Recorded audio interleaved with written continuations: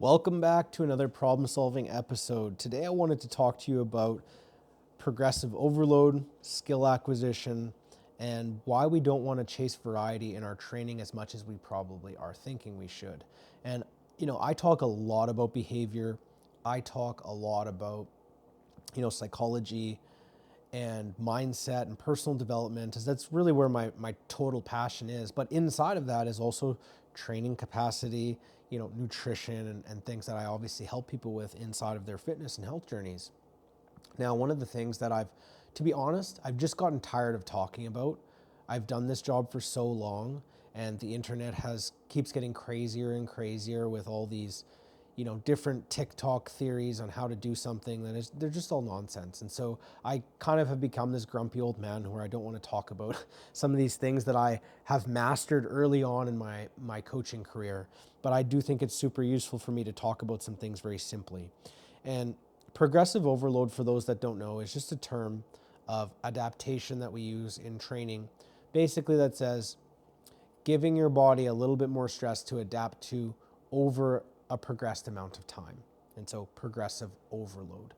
And skill acquisition is essentially how long does it take us to get good and efficient at doing something.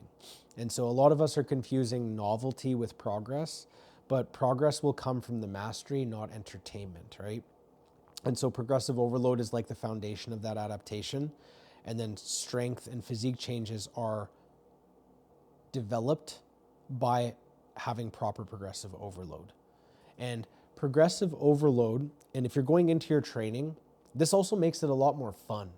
Because if you're going into your training doing the same reps of the same weight every single workout, over and over again, that's kind of boring.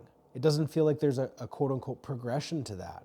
And that's why I think a lot of people who don't understand this concept want to change their workout every 2 weeks. And I actually even have a heart for that.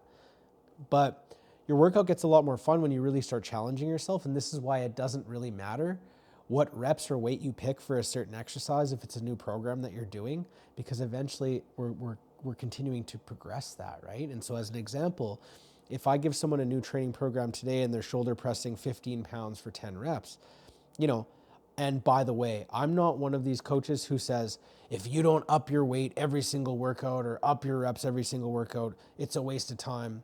Don't be a pussy, push harder. I'm going to tell you right now, I would bet my entire existence on this.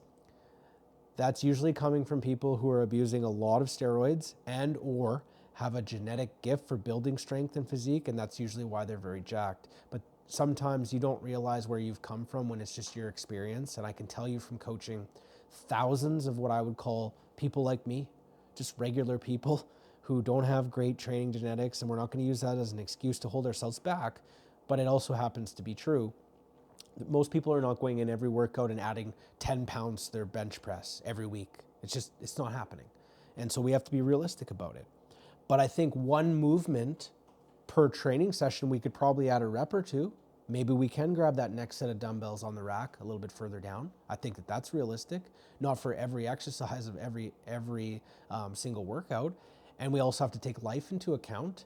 If you had a very poor week of sleep because the kid's been up all night and you got a newborn and a puppy, you're probably not PRing that week, let's be honest. But that doesn't mean you don't shoot for it, right? And when we don't track things, we never know where we go to as a default. And so it's so useful just to say, like, okay, well, last week I did, these 15-pound dumbbells, I did them for 10 times. Maybe a couple weeks has gone by and you know what? I'm going to go for 12 today, come hell or high water. And when you start to attain that, which you will if you do it progressively and slowly, it'll make your training a lot more fun and you'll worry a lot less about hopping on the next one. And so the reason why plans last, to me, at least 6 weeks, honestly, a plan could last you the rest of your life. That's the truth. But I don't believe in that, because I do think we should want to enjoy it, and we have the ability to create novelty. We have all these machines. Why not play with that? Two things can be true at once. And so the skill acquisition portion is where people mess up viewing as progressive overload. When you first come into a new program, the first week, you're going to feel like a duck out of water. It's going to feel weird. Second week, a little less. All of a sudden, by the third and fourth week, your weights are going up, things are feeling better, you're getting way more reps, and people will often take that as progress. it's progress in skill acquisition, but it's not progress in probably growing muscle tissue and or creating an environment for the body to lose a bunch of body fat.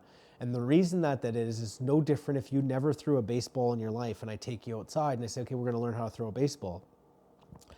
By like the 6 week of doing it, 3-4 times a week, you're going to be way better at throwing that baseball. But it's not because you got stronger. It's not because, you had a bunch of protein, and it's not because of any of these things. It's because your body literally just got better at answering the question that you were asking it physically.